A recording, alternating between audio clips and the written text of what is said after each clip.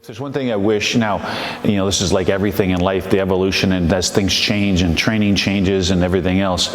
But I look to myself and I look now at some of the exercises I used to do and, things that, 20 years later became issues, low back. And looking at thinking back to doing squats when I was, 20 years old and had a twist to my back all the time, and whenever the weight got heavy, clearly there was something in my body that wasn't working properly. Well, I didn't know, never talked to anybody, nobody told me any different, so you just keep doing it wrong, keep doing it wrong, and eventually you get low back problems, and eventually that turns into the next stage, the next thing.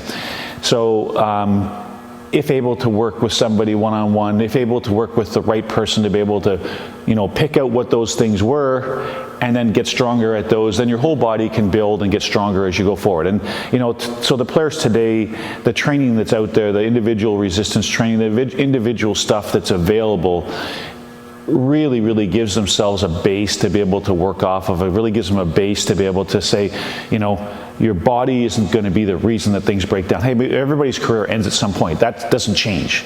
But if it can be not because of injuries at 28, that I guess if it was a car accident, you get in a car accident, that sucks. But that's an injury specific. It's the wear and tear ones that are buildup of one, somebody layers on top of the next one, something layers on top of the next one. And that's certainly what mine were. They were just a buildup of low back leads to stomach leads to freaking pulled hip flexor, one on top of each other, where if I really could have just sort of been able to solve the core root problem, which was sort of weak stomach, weak back stuff when I was 17, 18, 19, I would have been so much better off.